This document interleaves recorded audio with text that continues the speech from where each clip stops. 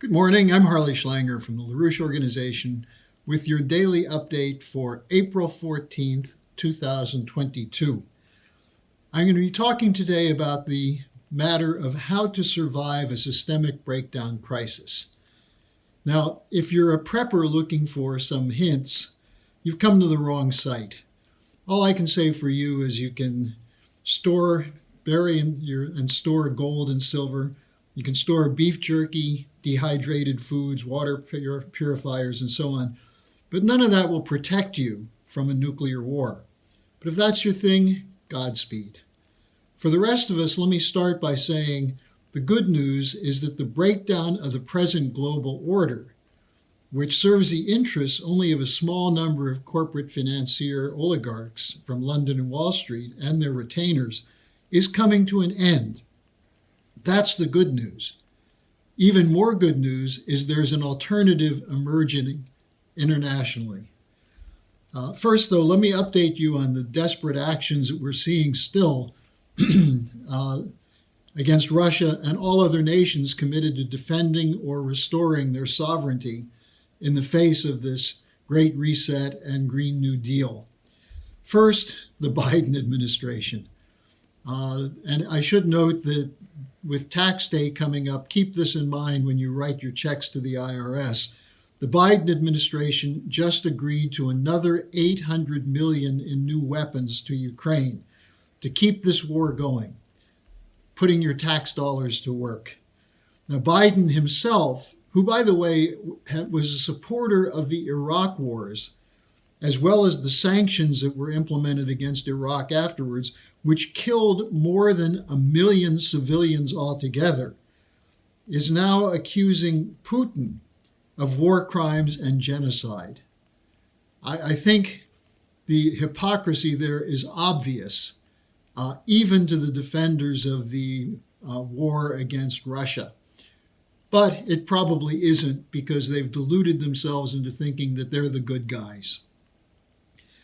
On the same track of this is Liz Truss, the wannabe Margaret Thatcher of Great Britain, the foreign secretary.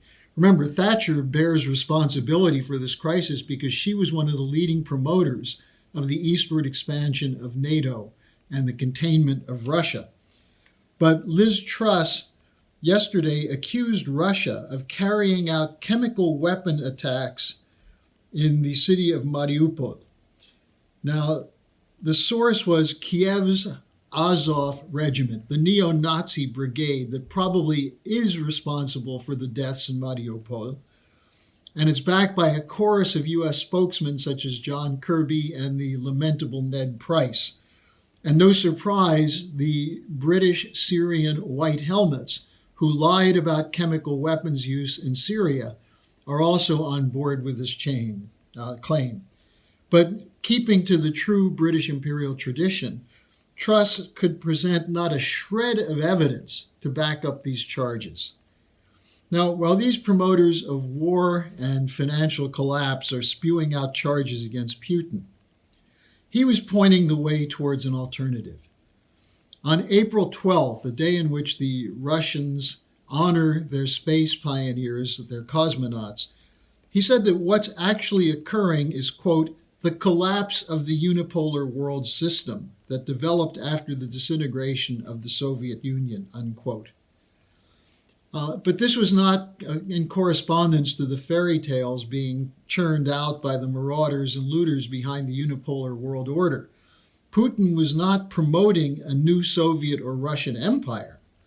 Instead, he was insisting on a future-oriented solution, a process of development of solutions in space science, breakthroughs in nuclear technology, and he called for cooperation among all nations which wish to engage in scientific and technological progress to address the problems on Earth.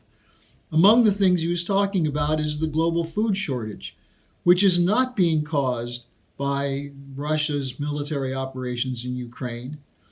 These food shortages were there long before what just started in Ukraine in February. Those food shortages are a result of Western policies of the Green New Deal attack on use of fertilizers, the attack on the use of fuel for transportation, and so on. And now the inflation that was there long before anything happened in Ukraine.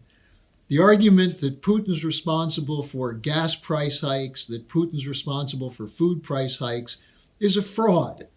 But it's one which is backed up by virtually any newspaper or television commentator you happen to listen to.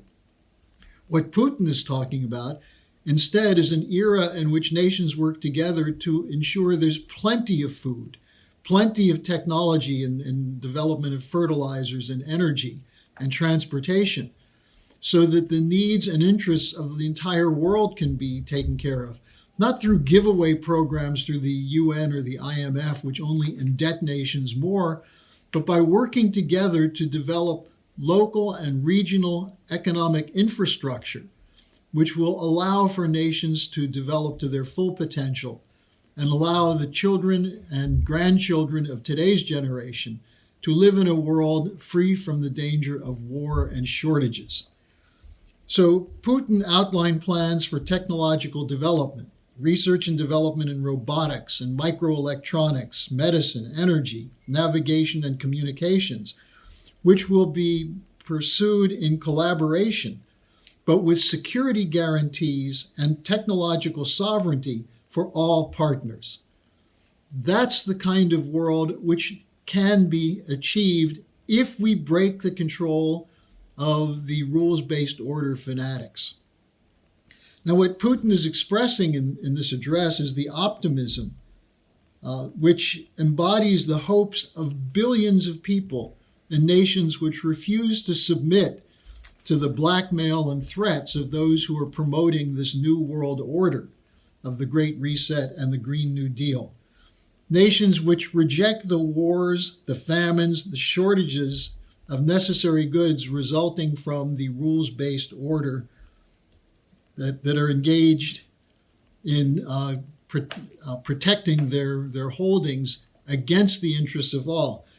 There's a realignment going on internationally around Russia and China, supported by nations such as India, Indonesia, Nigeria, Argentina, Brazil, Algeria, nations that are looking to the future, not to a colonial past, because they're very familiar with the British policies that have now become the American policies as well. Now, this promotion of Putin for this alternative is very coherent with what was presented at the April 9th conference of the Schiller Institute, in which representatives of many nations came together to discuss moving from the suffocating bubble of the so-called rules-based order into a new era of technological and scientific optimism. Now, this era was actually presented as an alternative many, many years ago by Lyndon LaRouche with his idea of a new Bretton Woods system in which nations work together to establish a monetary and financial system which is not based on control by private banking interests and financial cartels, but in which nations together work a commitment to ensure a fair transaction agreement, which would be based on currencies that have something real behind them, as opposed to the funny money policies of the present system. This is something LaRouche called his new Bretton Woods. I watched yesterday as the pathetic Janet Yellen spoke to the Atlantic Council Warhawks about how she has an idea for a new Bretton Woods. But her idea is a redistribution of scarcity to protect the present system. And when she was asked about what the Federal Reserve's plans are to deal with inflation, she said, well, I think they have a plan, but they're going to need some luck. Well, their plans have failed. Much of the world knows that those plans have failed. Many millions or billions of people are looking for an alternative to this collapsing system. You can go to theschillerinstitute.com and watch the conference from April 9th, which is now there as an archive. and see the efforts from many nations and from many people to put together the ideas which can guarantee a better future. That's what we're doing, and we're calling on you to mobilize for that future. Don't accept the idea of the collapse of the system as something you have to prepare for. Instead, let's prepare for it by putting an end to the system, putting an end to the arbitrary control of financial oligarchs and corporate cartels, and instead establish a world in which sovereign nations work together to address the needs of all their citizens. Thanks for joining me. I will be back tomorrow, and I will take your questions. If you have questions for me, send them to me at harleysch@gmail.com.